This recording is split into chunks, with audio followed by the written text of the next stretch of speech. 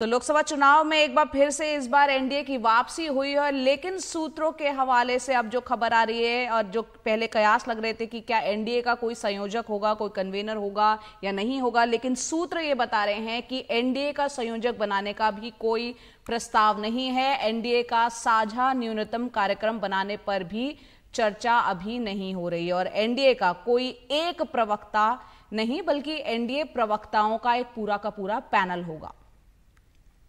साथ ही आपको बता दें, एनडीए के प्रमुख दलों के प्रवक्ता आपस में तालमेल करेंगे। आपको बता दें कि ऐसा ही प्रस्ताव प्रधानमंत्री मोदी ने एनडीए सांसदों की बैठक में दिया था।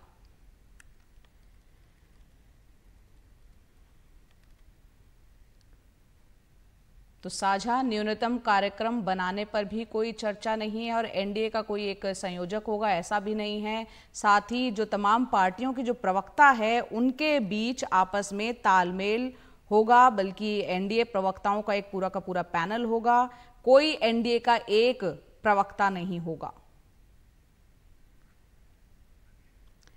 हमारे वरिष्ठ सहयोगी अखिलेश शर्मा इस वक्त ज्यादा जानकारी के साथ हमारे साथ हैं। अखिलेश जी, यहाँ पर ना संयोजक ना कॉमन मिनिमम प्रोग्राम, ऐसे में किस तरह से पूरा ये तालमेल एनडीए का रहने वाला है, बताएं विस्तार से।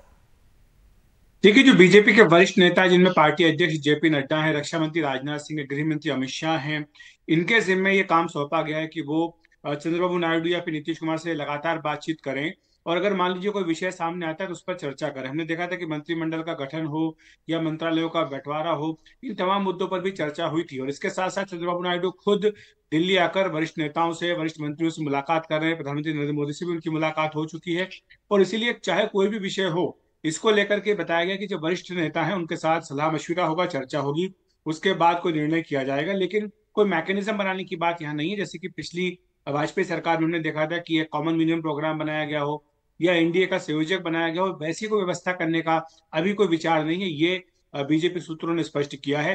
उनका स्पष्ट तौर पर यह कहना है कि जहां तक प्रवक्ताओं की बात है, इसमें खुद पीएम मोदी ने ये सुझाव दिया था एनडीए के सांसदों की बैठक में कि एनडीए के प्रवक्ता होने चाहिए ताकि सब एक सुर में बोलें। ऐसा ना हो कि किसी विषय पर कोई एक पार्टी अलग बोल रही है, दूसरी पार्टी कोई अलग बात बोल रही है और इससे संदेश जा रहा हो कि एनडीए में किसी मुद्दे को लेकर एक राय नहीं है। लेकिन अब ये बताया गया है कि पैनल होगा प्रवक्ताओं का, कोई एक प्रवक्ता एनडीए का नहीं होगा, बल्कि कई सारे प्रवक्ता होंगे अलग अलग पार्टियों के जो इस बारे में निर्णय करेंगे और जो अपनी बात जो सबके सामने रखेंगे।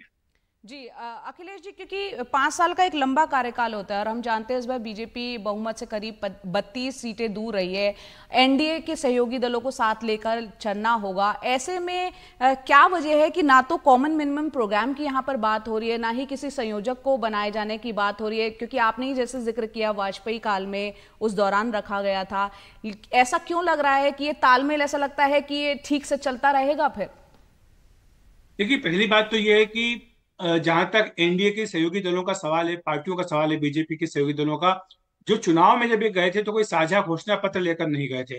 चाहे जेडीयू हो, चाहे टीडीपी हो, चाहे बीजेपी हो, सभी बड़ी पार्टियों ने अपने अपने घोषणा पत्रों के साथ ये लोकसभा चुनाव लड़ा था। तो ऐसे में अमूमन होता ये कि अगर मान लीजिए आप गठबंधन बना रहे हैं तो चुनाव से पहले ही आप एक साझा न्यूनतम कार्यक्रम, एक साझा घोषणा पत्र लेकर जाते हैं, लेकिन वैसा इस बार नहीं हुआ था। तो यही बीजेपी नेताओं का कहना है कि चूंकि सब पार्टियों की अपनी अपनी एक अलग घोषणा है, अलग अलग कार्यक्रम है, लिहाजा इस तरह का कोई साझा घोषणा पत्र तैयार नहीं किया गया था और यही कारण है कि कोई साझा न्यूनतम कार्यक्रम भी नहीं बनाया जा रहा है। लेकिन जहां तक चंद्रबाबू नायडू का प्रश्न हो या नीतीश कुमार का प्रश्न हो, दोनों ही नेता अपनी जो मांग है वो स्पष्ट कर चुके हैं। उनका यह कहना है कि आंध्र प्रदेश हो या फिर बिहार हो, इसके हित के लिए मोदी सरकार को फैसला करना होगा और यही कारण है कि इन्हीं मुद्दों पर जब भी बातचीत हो रही है, इन्हीं मुद्दों पर बातचीत हो रही है और इसीलिए विवाद का कहीं कोई प्रश्न नहीं दिख रहा है। जहां तक विवादित मुद्दे हैं, जैसे कि समान नागरिक संहिता हो या फिर जनसंख्या नीति हो या अन्य इस तरह के अगर विषय आते हैं, तो इस पर बीजेपी भी ये कह चुकी है कि राज्यवार निर्णय किए जाएंगे। जैसे कि उत्तराखंड में बीजेपी की सरकार वहां पर समान नागरिक संहिता लेकर के आई है, इस तरह से जो बीजेपी के अपने अलग अलग राज्य हैं वहां पर ये लागू किया जाएगा। राष्ट्रीय स्तर पर अभी लागू करने की बात नहीं कही जा रही। तो जहां जब तक कि राष्ट्रीय स्तर पर कोई फैसला ना हो, जाहिर सी बात है कि ऐसे में सहयोगी दलों को भी कोई परेशानी नहीं आएगी। जी बिल्कुल, तो जाहिर सी बात है कहीं ना कहीं एक फ्लेक्सिबिलिटी यहाँ पर देखने को मिलेगी और जैसा कि आपने बताया राज्यवार उस स्थितियों से निपटा जाएगा। बहुत बहुत शुक्रिया अखिलेश जी पूरी जानकारी के लिए।